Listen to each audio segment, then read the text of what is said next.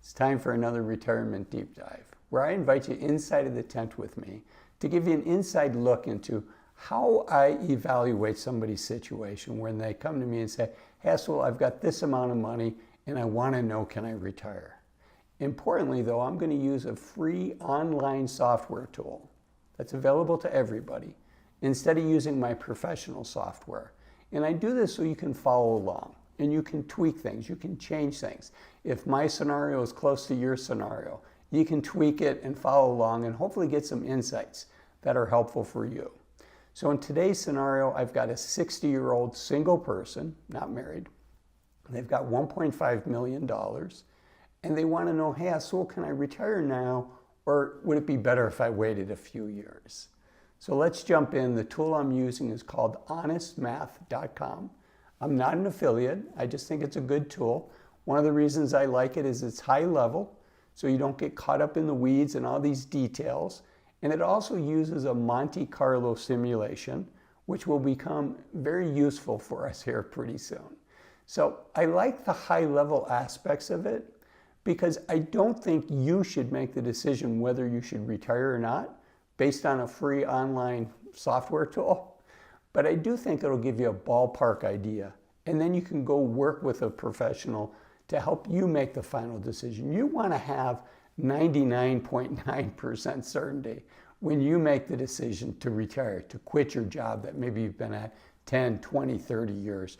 You don't want to have a ballpark number. You want to have as much clarity as possible. But this is really good for getting going. So let's jump in. Again, the tool is honestmath.com. We're going to start off entering some personal information. And you can see here, I've identified this case in the first name. So the person's got 1.5 million. They're 60 years old, they're single, and their question to me right now is, can they retire at 60? Now, before we go into all this tool, if you're close to this, the short answer is yes, of course, you can retire. Fewer than 10% of all Americans retire with this kind of money. Fewer than 10% have $1.5 million saved up for retirement. So the answer is yes, but the question is, what kind of retirement can you have? And is that what you want? So we're going to evaluate what they want. My first question to somebody when they come visit me and ask, can I retire, is what does retirement look like to you? What do you plan on doing? And let's figure out, have a rough idea at least of what that's going to cost on an annual basis and then on a monthly basis. Okay, so this person is 60 years old, so I've got a birthday in here of January 1964. I've got a life expectancy of 90, which is the default. I think it's a good default. Okay, I've got Social Security in here at $3,000 a month, and they're going to start it at their full retirement age, which is 60 when they're 67 years old. I've also got everything in this model is growing by 2%. Somebody's salary would grow by 2%. Their Social Security, not their stock and not their bonds, but expenses in Social Security. Basically just by the long-term inflation rate. You could argue it should be 3%. I wouldn't disagree with that. And you can plug that in on honestmath.com if you're following along. But the important thing here is, where did I get the $3,000 a month from Social Security? Okay, so from the Social Security Administration website, what's the average monthly benefit for a retired worker? And that is $1,907. So you can see this person's making about 50% more. But they also have about 50% more in savings than the top 10% of US people retiring. So they probably were making a decent salary. But you can go up and instead of putting in $3,000, you can put in whatever number you want. By the way, you can find out what your retirement benefit is going to be when you're 67 years old at full retirement age. If you were born before 1960, your full retirement age is likely going to be before 67, but just go to ssa.gov and they will give you, here's what your retirement benefit would be in today's dollars at age 67. Also on the Social Security Administration website, I looked up what is the maximum Social Security benefit. And you can see here, the maximum benefit for somebody that's at full retirement age is, let's say at 60. So your maximum benefit would be $3,822 at full retirement age. However, if you took your Social Security early, it would be $2,710. And if you took it late, if you waited to 70, it would be almost $5,000 a month, $4,873. So it's good to know that. But let's look at what the average is by age in the United States right now. And this table goes through that. You can see for somebody 62, it's a little under $1,300. 63, it's $1,339. 64, it's $1,460.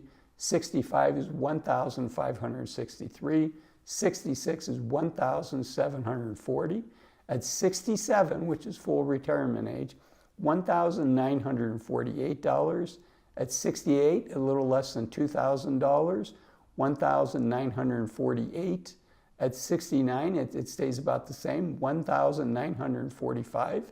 And at 70, it's $2,000, a little over $2,000. Okay, now, I think most of us know that if you take Social Security before your full retirement age, you can do that. You can take Social Security as early as 62, but you're gonna get a decrease in your payment because Social Security says, well, you're gonna get more payments, so we're gonna give you a lower payment in each paycheck, in each check from Social Security. I shouldn't say paycheck.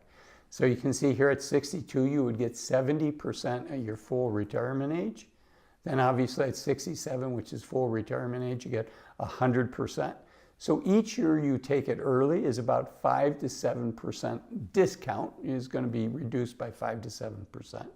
And then over 67 for each year that you wait, you're going to get an additional 8%. So at 68, you're going to get 108% of that full retirement benefit that you'll look up on socialsecurity.gov. 69, you get 116%. And at 70, you get 124%. Now, I cannot think of a reason why anyone would want to wait past 70 because Social Security no longer continues to increase the size of that check. Okay, so that was the first page. So let's go back. So we entered all of this information, the personal information, that they have $1.5 million. Social Security is $3,000. Importantly, they're waiting until 67. Now let's go and fill out the rest of the information. The next thing is that honestmath.com asks us about the portfolio. I put in $1.5 million and I left everything at the default, including the asset allocation, which is 60% stocks, 40% bonds. You can put in whatever number you want. I do caution you, if for some reason you do this and the numbers are not working out, be careful of increasing what percent of your portfolio you're going to have in stocks, because that's also going to increase the risk. And when we're retired and our nest egg is all the money we have in the world that we've saved, which they're going to have Social Security hopefully, but this is all the money that we have, the way we're going to feel about risk increases dramatically. The pain of loss, the pain of risk doesn't increase marginally. It increases substantially. So just be careful. And I do have clients that are over 60 and they're retired and they're 100% in the stock market. And for them, that's the right answer. But for most people, it's not. Just because in the past when you're 40, 50, 55, 60 and still working, just because you were never tempted to blow out of your stocks, to sell when the market went down and it didn't cause you a lot of pain, just because it was like that before you retired, does not mean it's going to be like that going forward. Okay, enough said. Be careful if you're dramatically increasing your asset allocation to meet your retirement goals. I don't think that's a wise way to go. Okay, and I should say none of what I'm sharing today is financial advice. I don't know your situation, but I want to introduce you to this tool and give you some things to think about so you can work on it on your own. And like I said, use this to get you in the ballpark, but then hire a professional to help you that knows your situation. Okay, the next column we're going to fill out in honestmath.com is the expenses. This person wants to spend $100,000 a year. So that's $8,333. The rest of it is just the defaults. 75% of the portfolio is taxable. The retirement income, 80% of the retirement income is going to be taxable. and the effective tax rate, which would be your federal, your state, and your local, is 20%. Okay, again, you can change any of these.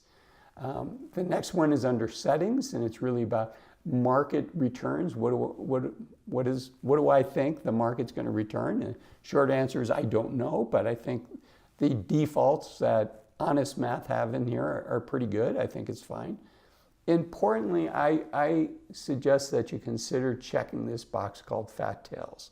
So what are fat tails? Do you remember that bell curve from high school? And it goes high here and then it comes down.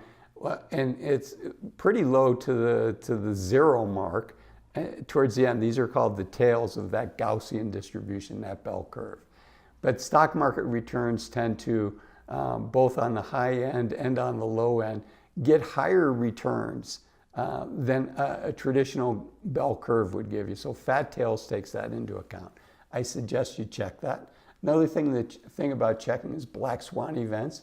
Bad things tend to happen a lot more often than what we think they're going to do. The term in the industry is black swans, something that's unusual. Normally a swan is white, so a black swan is unusual in most parts of the world. So you can check that box if you want. Okay, and then I just hit run the simulation.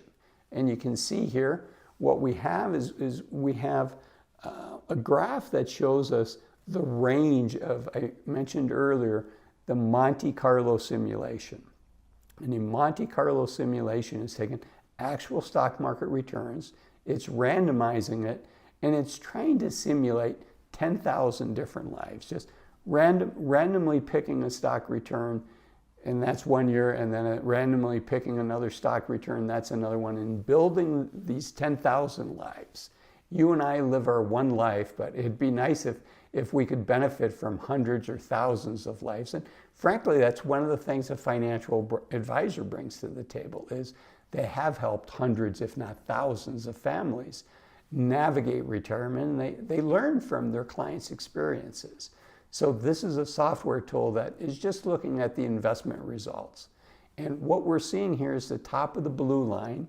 That's the range where it begins the best 20%, so the top 2,000 people. That's the upper bound of the top 2,000 people. Those are the lucky folks. They have more money. So you can see on the y-axis here, this is how much money they have when they pass away, or at 90 years old is what the y-axis is. The lower end of that light blue range, these are the unlucky people. They did everything exactly the same as the lucky people. It's just they got unlucky. They got poor market returns. And then that dark blue line, that's the median. So 5,000 lives did better and 5,000 lives did worse. So that's right in the middle. So you can see here the median, where half the lives did better, half the lives did worse, the dark blue line, that person runs out of money at 82 years old. Most people are not going to be comfortable with this. The unlucky people run out of money at age 76 or older. And even the lucky people at 90, they die with some money at 90, but it's not a whole lot of money. It's $600,000. Okay, so what do we do? Right? That would say, I don't have many clients that would say, yeah, sign me up for that program. I may have a few, but not many. I would not sign up for this program. Okay, so what do we do? Well, it doesn't have to be, I guess I can't retire, right? What if instead of spending $100,000 a year, what if we spent $84,000 a year or $7,000 a month? So let's go back into honestmath.com. The only thing I'm going to change is the expenses. Now we're at $7,000 a month. Everything else stays the same. Okay, and let's run the simulation again. So now what you can see is the lucky people are dying with over $3 million at age 90. The median, half did better, half did worse. It barely squeaks by, but they do squeak by. And the unlucky folks are running out of money at about 81 years old. Now, certainly not half of my clients, less than half, certainly less than half, probably dramatically less than half would do this. I personally would be okay with something like this. And the reason for me personally I would be okay with this outcome is I know I'm going to tweak things along the way if I happen to get unlucky. You know, it's interesting. Look at the median line. At the beginning, they were very unlucky, and then they kind of got to the middle of the curve and went from there. But right at the beginning, their first couple of years of retirement, you know, they were on the lower end of the curve, right? So most people are not going to be comfortable with this either. So let's go back one more time to the drawing board. Let's go back to expenses, and this time let's lower our expenses to $6,000 a month. And if we do that and we run to run the simulation, now we can see the median person reaches 90 with $1.5 million. The lucky people have $5 million when they're 90. And the unlucky people are making it almost to 90 to a little over 88 before they run out of money. So this looks very similar to what a lot of people would say, yes, I'm comfortable with this, right? But the problem is you're spending $72,000 a year as opposed to $100,000, right? It's $6,000 a month is what we dropped this to. So now I could tell this hypothetical person, you can retire, but you can only spend $6,000 a month. But what I'd rather do is have a conversation with them. And when you're working with a financial advisor, hopefully this is a live and a dynamic thing where you're working with your advisor. And if that person says, you know, Azul, I really want $100,000. What if I work a few more, $100,000 a year? That's what I want to spend in retirement. Okay, so maybe we work a few more years. So let's go back and change the expenses to $8,333 a month, leave everything else the same. Now we're back to $100,000, but let's go back to when they're going to retire. And let's go back and say, instead of retiring now at 60, let's click this over and say, I'm not retired, and I'm going to retire 5 years later. I'm going to retire at 65. Okay, and between now and then, let's just say I'm making $100,000 a year. Again, you can tweak any of this you want on your own. And my Social Security is going to be $3,000 a month at 67, which is what we had earlier. And here you can see, you know, the plan works out pretty well. So again, the unlucky people run out of money when they're 89. The fortunate people, the lucky people at 90 have $6.5 million. And the median has $2 million. So this feels very solid. So it really comes down to these trade-offs, and that's really what financial advising is about. Sometimes people have more than enough money and you don't have to do trade-offs, but 99% of the time people have to do trade-offs. And the trade-off here is, do you want to retire now? If you can't, if you do, you can retire and you can comfortably spend $6,000 a month. Doesn't mean we don't come back and revisit this later if in the first 5, 6, 7 years of your retirement, the market does well and you don't suffer from that sequence of return risk, those poor returns in the early years. Doesn't mean we can't come back and revisit that. But if you do want, in this case, the $100,000 a year, well, things are going to look a lot better for you if you work to 65 as opposed to retiring right away. So that's how we do it, and it's a decision making that each person has to do for themselves. And to weigh that, one of the things I want you to think about is watching this video here, which is 5 reasons to retire as soon as you can. It talks about why this person might want to think about retiring sooner and spending less. So I'll see you in that video, 5 reasons to retire as soon as you can. Thanks for watching this one. Bye-bye.